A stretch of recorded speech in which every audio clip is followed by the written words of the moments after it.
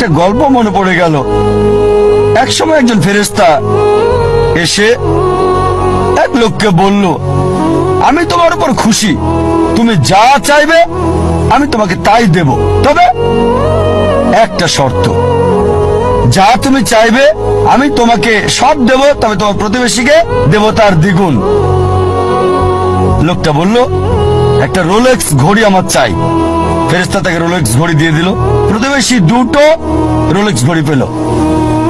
লোকটি বলল, একটা মার্সিডিজ গাড়ি আমার চাই। ফেরেশতা তাকে মার্সিডিজ গাড়ি দিল। প্রতিবেশীকে দুটো মার্সিডিজ দিল। লোকটি বলল, একটা সুন্দর বড় বাংলো চাই। ফেরেশতা তাকে সুন্দর বড় বাংলো দিল। তার প্রতিবেশীকে দেওয়া হলো দুটো সুন্দর বড় বাংলো। লোকটি পরে বলল, দয়া করে আমার শেষ ইচ্ছাটা তুমি পূরণ করে দাও। কি সেটা?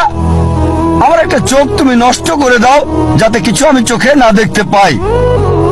চিন্তা করেন, সে তার নিজের চেয়ে প্রতিবেশীকে নিয়ে বেশি ব্যস্ত। তার জীবন সহজ কিন্তু জটিল সেটা ভাবছে না সে।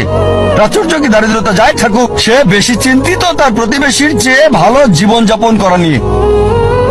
এ কারণেই সে ফেরেশতাকে বলল, আমার একটা চোখ নষ্ট করে দাও, যাতে প্রতিবেশীর দুটো চোখই নষ্ট হয়ে যায়। এভাবে আমরা প্রতিবেশী কেন্দ্রিক। নিজে সুখী কিনা ভাবছে না, দেখতে পারবে কিনা সেটা ব্যাপার না।